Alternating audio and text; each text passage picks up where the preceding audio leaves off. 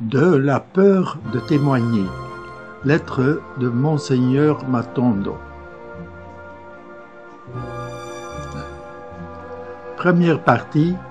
L'engagement de Dieu envers nous et notre réponse. Monseigneur Matondo. Monseigneur Matondo, avec cette lettre, s'adresse de nouveau à chaque jeune bilingue. Il justifie son silence et il nous invite à réfléchir avec lui sur certaines valeurs de nos engagements comme bilingues. Depuis quelques années, dit-il, j'ai reçu beaucoup de lettres venant de partout. Toutes ces lettres me reprochaient d'avoir décroché et me suppliaient de reprendre la parole. Mes chers amis, il fallait que pendant un certain temps, je me taise pour laisser résonner en vous la parole de Dieu. Mon silence n'était pas un silence d'indifférence ou d'oubli, mais un silence d'écoute, comparable à celui du semeur qui attend que le Seigneur fasse pousser la moisson. Brochure vers la métanoïa. Lorsque je vous parle à travers mes messages, je suis conscient de n'être qu'un instrument, un messager qui essaye de vous livrer aussi fidèlement que possible la parole dont je suis responsable devant celui qui m'a envoyé proclamer la bonne nouvelle.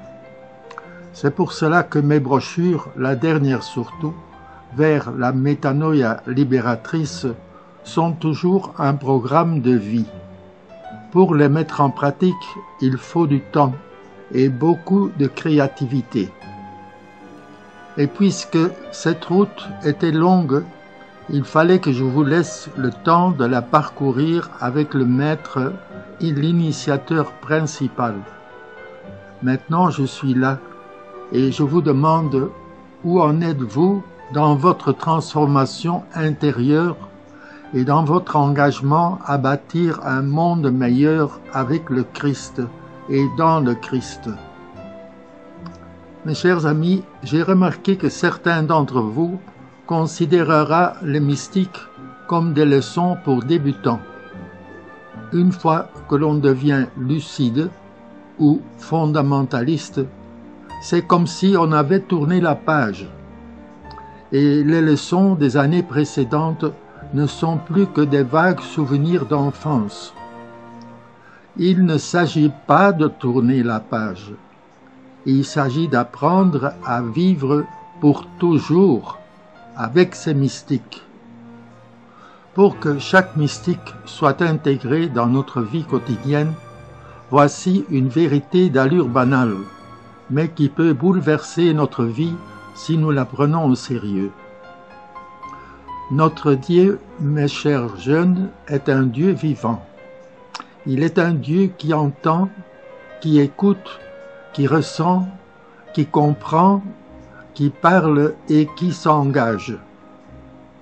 Il se met aux côtés des petits, des opprimés, pour la libération intégrale de tout l'homme et de tous les hommes, petits et grands, opprimés et oppresseurs.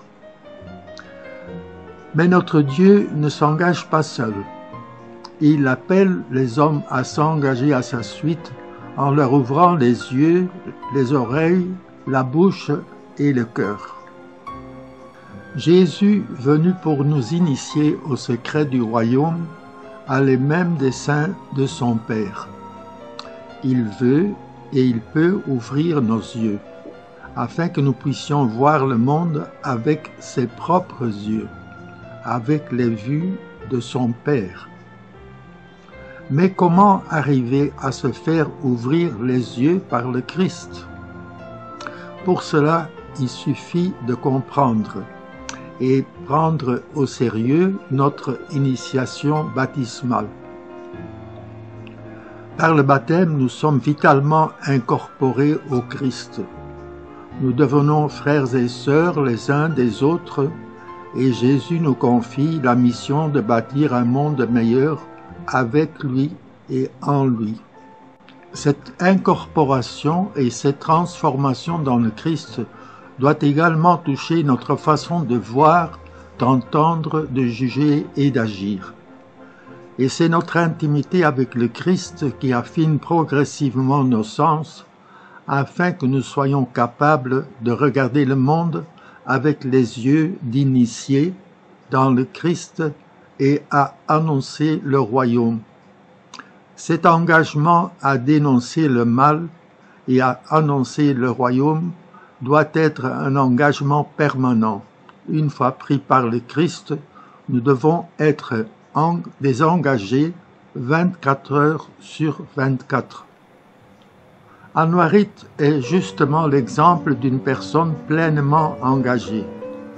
Elle a su se laisser ouvrir les yeux, les oreilles, la bouche et le cœur par le Christ. Grâce à son intimité avec lui, elle a appris à affiner ses sens et à regarder les autres avec les yeux du Christ. Anouarit a dénoncé le mal et annoncé les valeurs du royaume avec des gestes concrets. Servir et faire plaisir était sa devise. Devant l'injustice ou la violence, Anouarit se montrait d'une intrépidité et d'un courage surprenant. Elle se mettait toujours du côté du plus faible pour le défendre.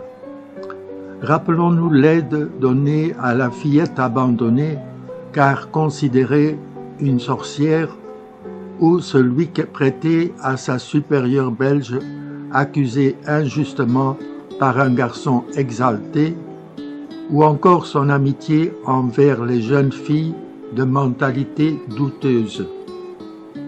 Oui, Anouarit, cette fille de chez nous, était animée d'un profond sens de fraternité et d'un constant souci de faire du bien, sans aucune distinction. Elle a vraiment vécu ce que nous appelons la mystique de Bondeko et la mystique du témoignage.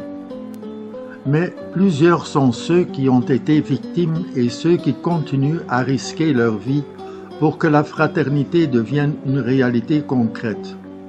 Citons entre autres Martin Luther King et Monseigneur Romero, qui sont parmi les témoins les plus connus et qui ont payé de leur vie. Nous, les bilingues, en suivant l'exemple de ces héros de la fraternité universelle, nous aussi nous sommes appelés à dénoncer le mal et à annoncer le royaume avec des actions concrètes, prophétiques et concertées. Tels ces jeunes bilingues qui, à l'université, ont décidé de ne plus tricher, ou encore ces bilingues enseignants qui ne veulent pas monnayer les cotes d'examen, ou ces jeunes soldats de ne plus arrêter les gens arbitrairement pour exiger les Mades Yabana. Mais jeunes bien-aimés, nos mystiques sont nés de ces trois éléments: voir le monde avec les yeux du Christ, discerner les valeurs du royaume et les contre-valeurs qui s'y opposent et s'engager concrètement à bâtir un monde meilleur. Voilà le contexte dans lequel chacune de nos mystiques doit fonctionner. Maintenant, je vais essayer d'expliquer la mystique de Bondeko et la mystique du témoignage en partant de ce que je viens de dire.